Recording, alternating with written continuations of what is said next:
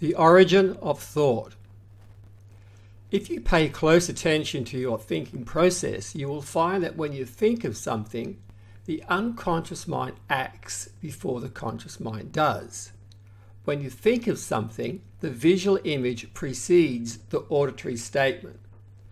For example, think to yourself that you will think up a list of things, say a list of animals. Then say to yourself, either out loud or in your mind, see a dog. But before you say dog, the image of a dog will have appeared in your mind. The visual image precedes the word. Try it again with other things, and before you can say the name of the thing, it will have appeared in the mind. So even though you may think that the process is a conscious activity, it is largely unconscious. Levels of mind are utilitarian. In fact, it is quite difficult to make a clear distinction between conscious mind and unconscious mind. Some people would say that memories that you can access consciously are in the realm of the conscious mind, while memories, such as those before the age of 4, are in the realm of the unconscious mind.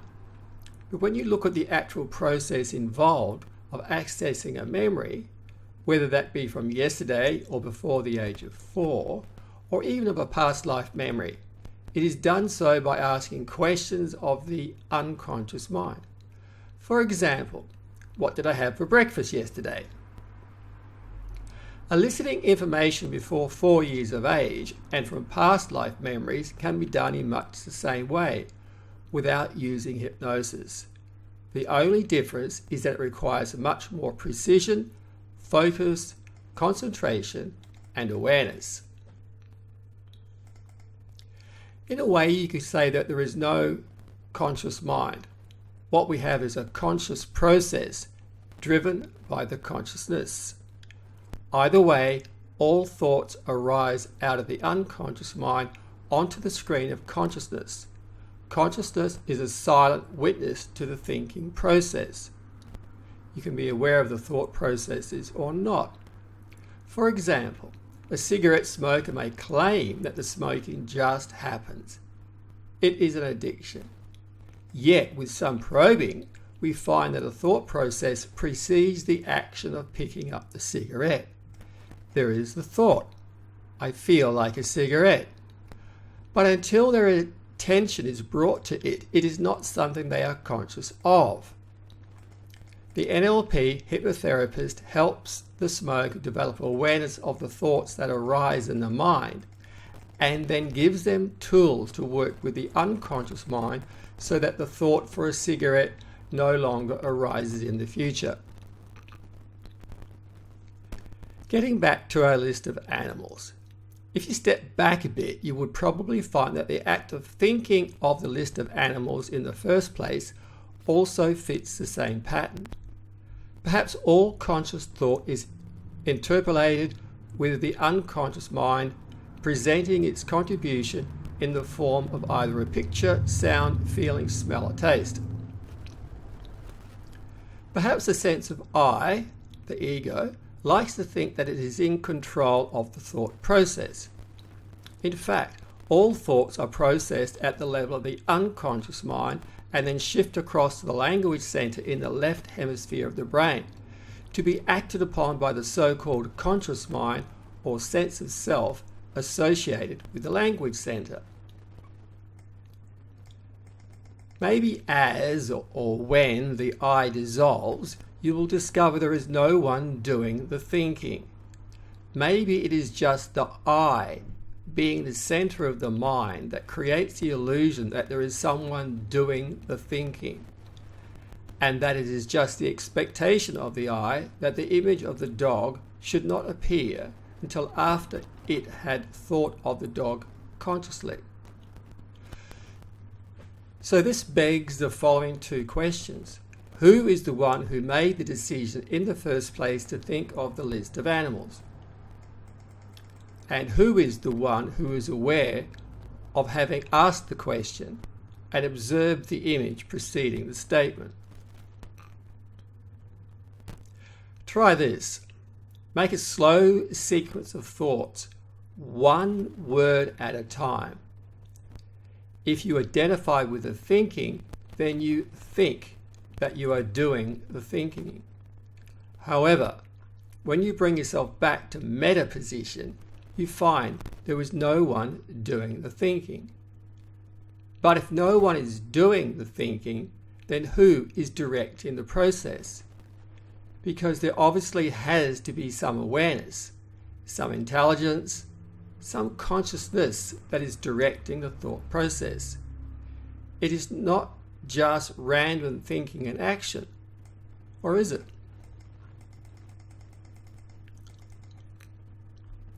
In your mind, very slowly form a sentence, word by word. You will find that the words appear slightly after something. That is an intention to form the sentence, to think of something, to do the experiment. So backing up from the image of the dog that formed after the words, you would find that the words appear after an intention to form a sentence. The mind, the I, quickly grabs hold of the visual image of the word and says the internal dialogue. It repeats the word which was formed as an image. The I is trying to own the words that it saw appear on the screen of consciousness. So once again, who is the silent witness to the whole process? You will find that as you practice the aforementioned experiment, that when you bring your awareness to the internal dialogue, that is to the spoken words, not the original image of the words, that the internal dialogue disappears.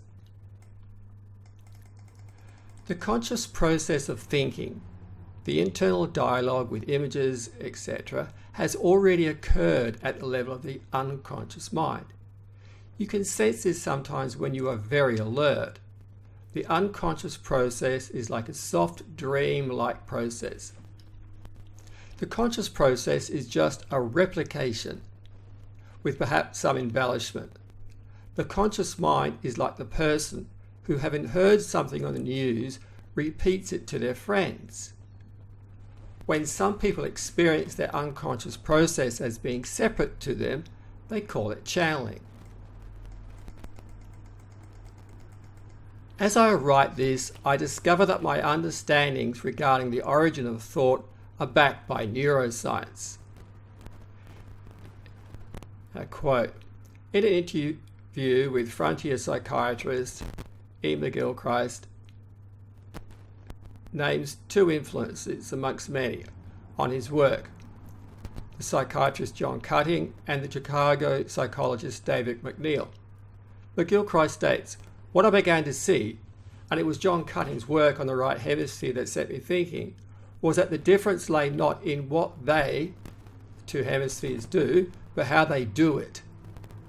In the same interview, the author explains some very subtle research by David McNeil, amongst others, confirms that thought originates in the right hemisphere, is processed for expression in speech by the left hemisphere, and the meaning integrated again by the right, which alone understands the overall meaning of a complex utterance, taking everything into account.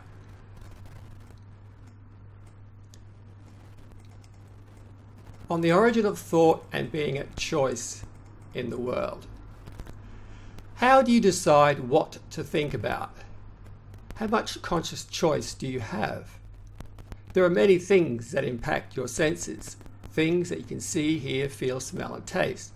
But what process do you use to delete, distort, and generalize from that sensory information? Perhaps something catches your mind and reminds you of something else. But of all the things in sensory awareness, why was it that one thing that just caught your attention and then reminded you of something else?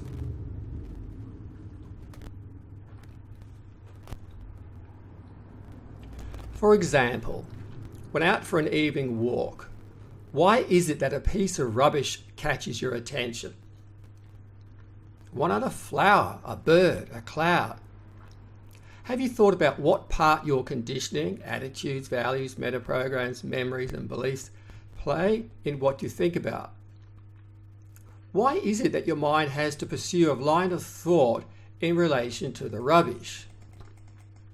If you enjoy the line of thought, then all well and good. But what if you don't? Are you able to shift your awareness to some other object in sensory awareness that is more pleasant, such as a flower, and then allow a new train of thought to develop? When something triggers a mental process, do you abstract up to the bigger picture or down into the details? And why do you abstract in that direction? Are you able to chunk in the opposite direction to what you normally do? If so, then where does that lead your mind?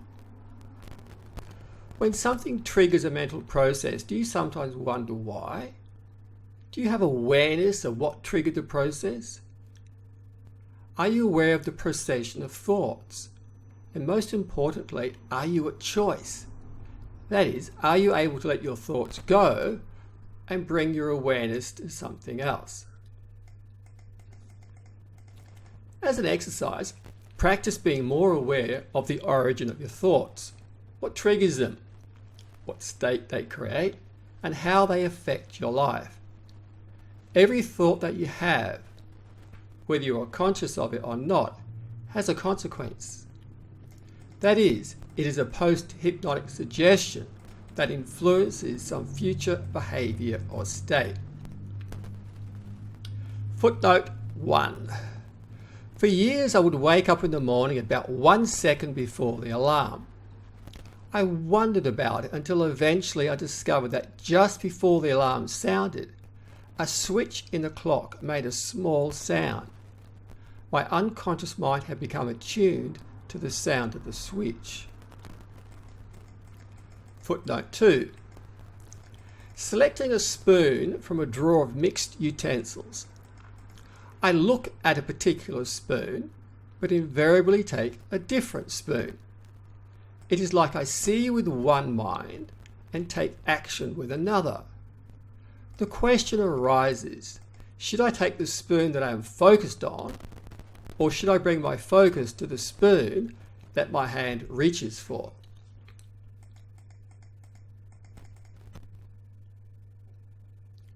The role of spiritual belief.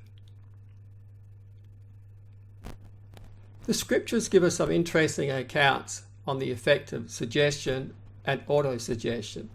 In the Holy Bible, Mark 5:30 and Matthew 9:20-22, there is an account of a woman who had a severe menstrual bleeding problem for 12 years and had endured much at the hands of many physicians. After hearing about Jesus, she came up in the crowd behind him and touched his cloak, believing that if she did so, that she would be healed. Immediately the flow of her blood was dried up, and she felt in her body that she was healed of her affliction. Jesus, perceiving that something had happened, inquired of the crowd. The woman told him what she thought he had done for her, to which he replied, "Daughter, your faith has made you well. Go in peace and be healed of your affliction." In another example, this time in Matthew 8:5-13, a Roman officer who was used to giving orders and having them immediately carried out asked Jesus to just speak the word in order that his servant should be healed. Jesus commented that he had not witnessed such faith amongst those who should have had faith. "I have not found such great faith, not even in Israel." Jesus then told the centurion, "Go your way, and as you have believed, so let it be done for you." The servant was immediately healed.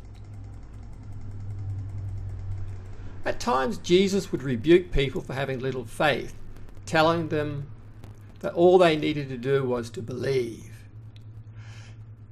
Now, when you compare the miracles achieved by Jesus to that of Bruno Groening or Emil Kuh, there does not seem to be that much difference, apart from the cases that is where Jesus resurrected the dead.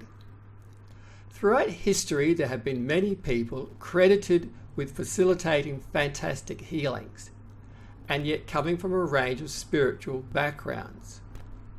The key factor being a strong belief held by both healer and patient.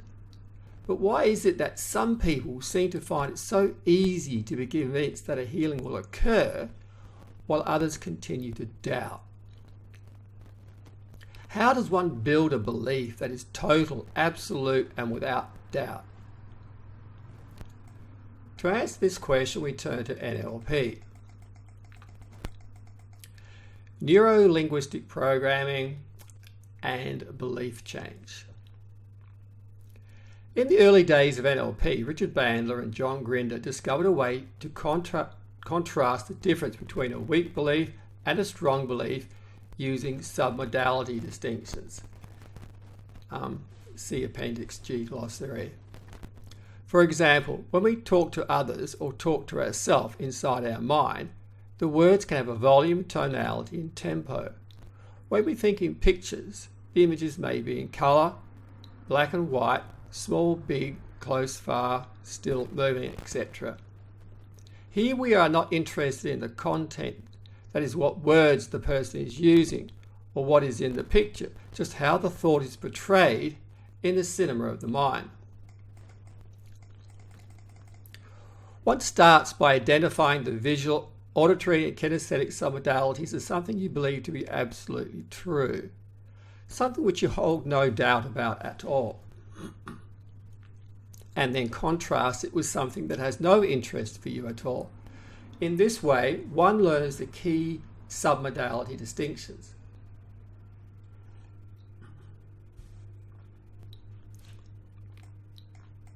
The next step is to shift the submodalities of something that you don't want to believe into the submodalities of no interest.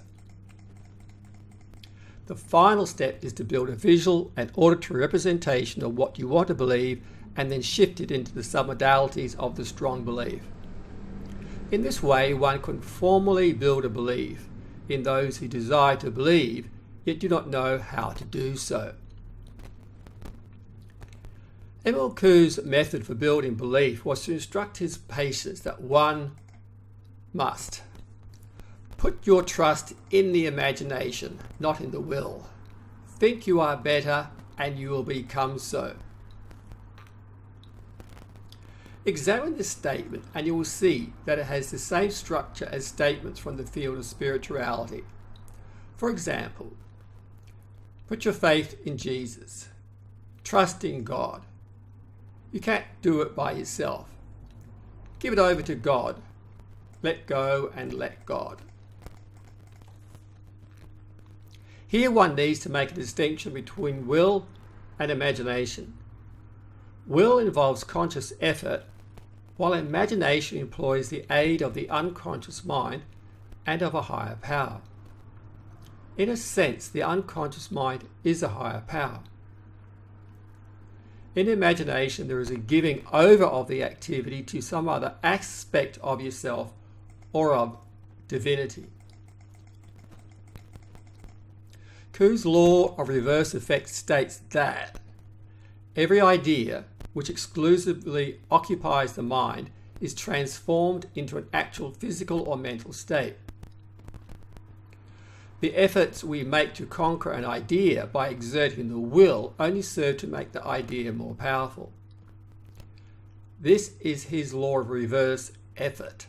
The harder you try to succeed, then the more likely it is you will fail. You just need to think that you can succeed. And as long as it is within the realm of what is possible, then you will succeed. Kuh demonstrated his theory with the hand lock technique as follows. Kuh has his subjects lock their hands together. Then he has them think that they can't unlock them. He then has them try to unlock them. They can't. He then has them think that they can unlock them. They can.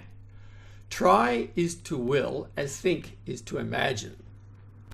Ku works with a blacksmith who has been unable to raise his right arm above shoulder level for a number of years. Ku asks the man to lift his arm to shoulder height until it hurts.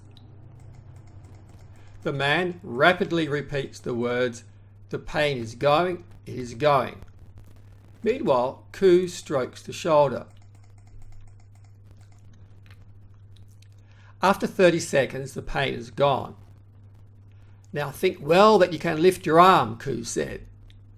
The man triumphantly lifted his arm above his head.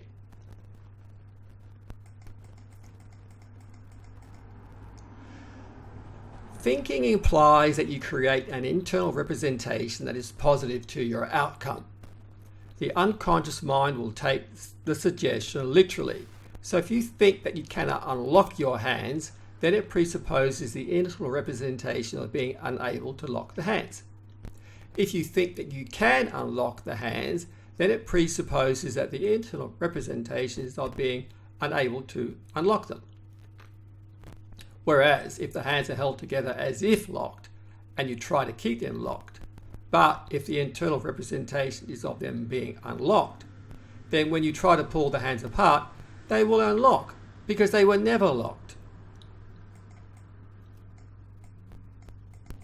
Ku also makes a point of choosing the appropriate modal operator. Modal operators are words like should, could, can, would, will, must, need. A modal operator modifies a verb. So rather than saying, "I would like to do something," "I should do something," "I want to do something," you say, "I can do something," "I am going to do something," "I will do something," "I am doing something." The effect of a modal operator is to shift an object in your mind from something that will never occur to something that can occur, or the other way around, depending on whether you want it to happen or not. Modal operators move things from necessity to possibility and from unlikely to highly likely.